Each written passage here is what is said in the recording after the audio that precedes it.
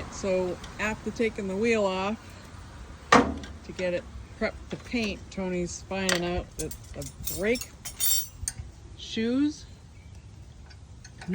brake pads are stuck to the caliper.